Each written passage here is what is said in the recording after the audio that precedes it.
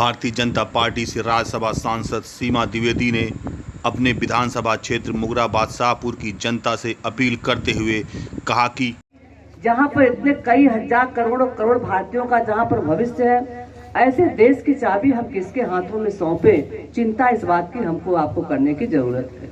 न सपा का मतलब है, न बसपा का मतलब है, न कांग्रेस का मतलब है। इन तीनों लोगों से कोई मतलब नहीं है, क्योंकि देश की जनता ने सबसे ज्यादा देश पर हुकूमत करने का अगर किसी को अवसर दिया तो किसको दिया? पंजे वाली पार्टी को, कांग्रेस को दिया। 2014 के पहले का भारत कहाँ खड़ा था? आप पढ़े लिखे बच्चे हैं, युवा भाई हमारे हैं, हमारे बुजुर्ग यहाँ पर पढ़े हैं। पहले का भारत, 2014 के पहले का भारत बहुत कमजोर भारत था, बहुत मजबूर भारत था, बहुत लाचार भारत था, बोल नहीं पाता था। पाकिस्तान गरियाता था हमको, कभी कभी पाकिस्तान आतंकी हमले करता था, हमको परेशान करता था। लेकिन 2014 के बाद मोदी जी के आने के बाद का भारत विश्व पटल पर एक बहुत बड़ा एक ध्रुव बन करके उभर के आया है पूरे विश्व के जगत में।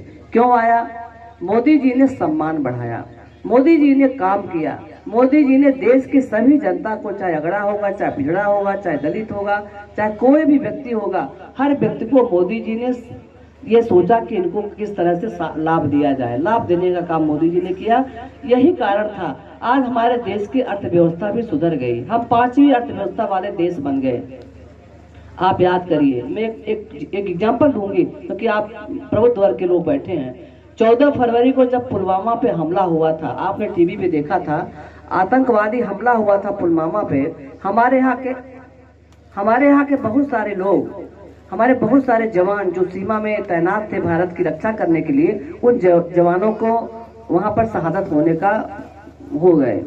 शहादत होने के बाद देश के प्रधानमंत्री जी ने ललकार लगाई, बड़ी जोर से आवाज लगाई, अगर 24 घंटे के अंदर मैं इसका बदला नहीं ले लूंगा तो मैं राजनीति करना छोड़ दूंगा। और आपको याद होगा, ठीक 24 घंटे के अंदर हमारे देश की सेना ने पाकिस्तान की सेना के अंदर जाकर के, पाकिस्तान की सीमा के अंदर घुस करके उनके आतंकवादी ठिकानों पर हमला हमारे देश की सेना ने किया और नेस्तनाबूद कर दिया।